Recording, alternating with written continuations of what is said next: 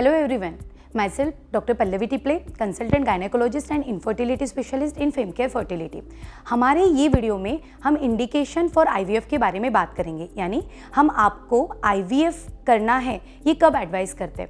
लोगों को ये मिथ रहता है कि यदि हम इनफर्टिलिटी कंसल्टेंट को मिलेंगे या हम किसी आईवीएफ सेंटर में जाएंगे तो डॉक्टर हमें सिर्फ आईवीएफ एडवाइस करेंगे। ऐसे बिल्कुल नहीं है।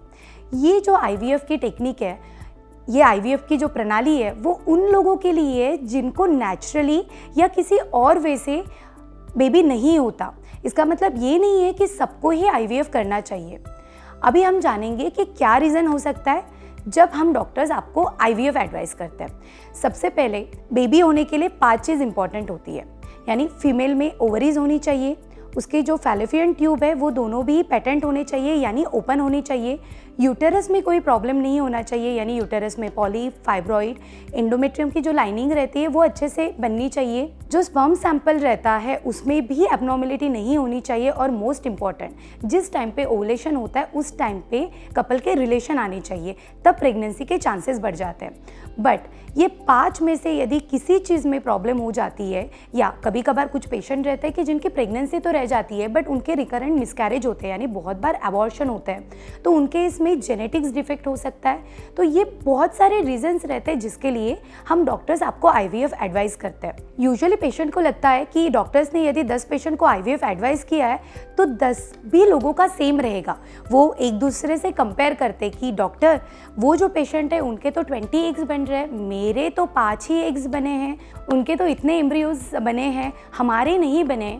जो भी पेशेंट आईवीएफ तक आता है यानी उनको डॉक्टर्स आईवीएफ एडवाइस करते हैं, उनके कुछ अलग रीज़न हो सकता है। यदि हम 10 पेशेंट की बात करें तो 10 पेशेंट के 10 कपल के भी कुछ अलग रीज़न हो सकते हैं। तो ये डॉक्टर्स डिसाइड करता है कि किस पेशेंट की ट्रीटमेंट हमें किस वे से करनी है, और हर किसी का रिजल्ट या सक्सेस रेट पेशेंट के जो कॉज फॉर आईवीएफ है उसकी वजह से वेरी हो सकता है। अभी हम बात करेंगे कि मेल में क्या रीज़न हो सकता है जिसकी वजह से उनको आईवीएफ एडवाइस किया जाता है। सबसे इम्पॉर्टेंट, जब भी कोई कपल हमारे पास आता है तो हम उनके सीमेन एनालिसिस बोलते हैं। सीमेन एनालिसिस यानी नॉर्मल वे में हम बोले तो धातु की तपासनी, जांच करना, हम उनको बताते हैं। उसमें यदि काउंट बहुत कम है यानी 10 मिलियन से कम है, उनकी जो प्रोग्रेसिव मोटिलिटी है उसमें प्रॉब्लम है, या उनका जो मॉर्फोलॉजी है यानी जो स्पर्म रहता है उसको हेड, टेल, नेक पीस, ये उसका नॉर्मल मॉर्फोलॉजी रहता है। कभी कभार होता है कि ये मॉर्फोलॉजी में भी डिफेक्ट आता है। तो ऐसे कुछ रीज़न की वजह से हम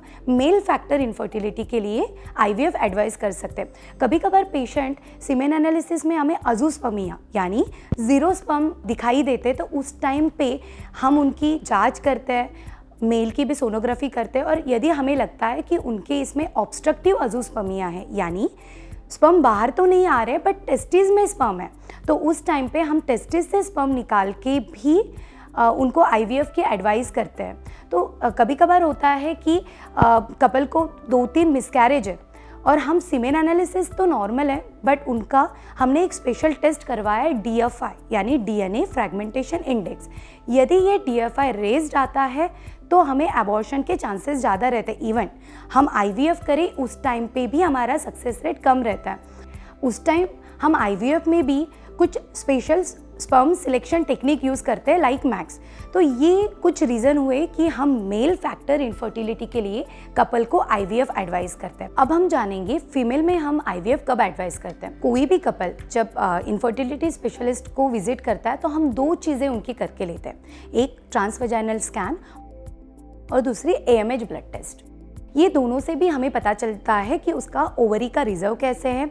जब हम सोनोग्राफी करते हैं उस टाइम पे यदि फैलोपियन ट्यूब में डिफेक्ट है यानी फैलोपियन ट्यूब में स्वेलिंग है, पानी जमा हुआ है जिसको हम हाइड्रोसल्फिंग्स बोलते हैं, वो भी हमें समझ में आता है, या ओवरीज का रिजर्व कम है यानी उसका AMH कम हो गया है, या उसको PCOD है या एंडोमेट्रियोसिस है, ये सब चीज़ें भी हमें सोनोग्राफी पे समझ में आती है। तो यदि किसी फीमेल में पीसीओडी है और वो रेजिस्टेंट पीसीओडी है, यानी मेडिसिन देने के बाद या इंजेक्शन देने के बाद भी फॉलिकल की ग्रोथ नहीं होते, उस टाइम पे हम डॉक्टर्स उनको आईवीएफ एडवाइस करते हैं। या किसी फीमेल का एएमएच कम है, यानी ओवरी का रिजर्व कम है, एएमएच 0.6 0.8 है, तो उस टाइम पे भी हम आईवीएफ एडवाइस कर सकते हैं। या फीमेल को एंडोमेट्रियोसिस है, एंडोमेट्रियोसिस के बारे में हमने हमारा एक वीडियो बनाया है, उसमें आपको डिटेल्स में पता चलेगा कि एंडोमेट्रियोसिस एग्जैक्टली क्या होती है और उसकी वजह से कैसे इनफर्टिलिटी आ सकती है। बट यदि फीमेल में एंडोमेट्रियोसिस है तो एक की क्वालिटी में प्रॉब्लम आ सकता है, या ओवरी और ट्यूब का जो सिंक्रोनाइजेशन है वो भी शिफ्ट हो सकता है, उसमें भी प्रॉब्लम आ सकते हैं। तो उस टाइम पे हम डॉक्टर्स आपको ओवरियन रीजन के लिए आईवीएफ एडवाइस करते हैं।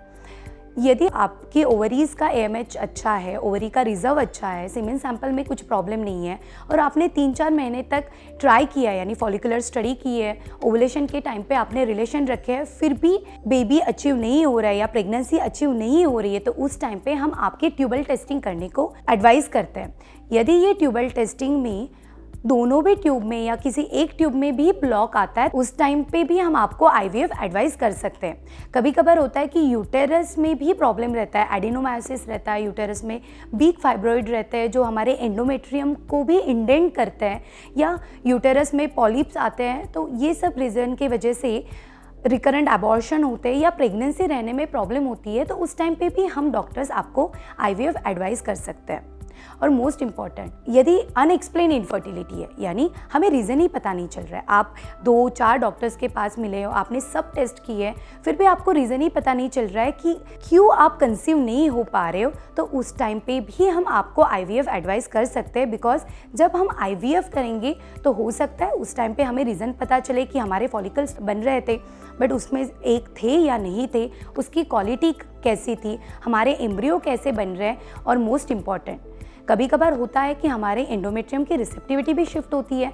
ये एंडोमेट्रियम रिसेप्टिविटी शिफ्ट भी अनएक्सप्लेन इनफर्टिलिटी का एक रीज़न हो सकता है। तो ये सब रीज़न के वजह से यूजुअली हम डॉक्टर्स आईवीएफ एडवाइस करते हैं। आईवीएफ ये प्रणाली उन लोगों के लिए है जिनको नेचुरली कंसीव नहीं हो रहे या उनके इसमें कुछ रीज़न है आईवीएफ के लिए।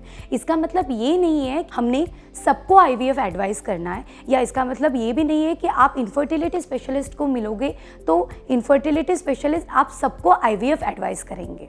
यदि आप बेबी के लिए प्लान कर रहे हो, 1 साल से ज़्यादा हो चुका है और फिर भी आपको बेबी नहीं हो रहा है, तो आप किसी भी इनफर्टिलिटी स्पेशलिस्ट को जाके विजिट कर सकते हो। आपने आपकी प्रॉपर इवैल्यूएशन करना है, आपके डॉक्टर्स के साथ डिस्कस करना है कि कहाँ पे प्रॉब्लम है और किस वे से डॉक्टर्स आपको हेल्प कर सकते हैं।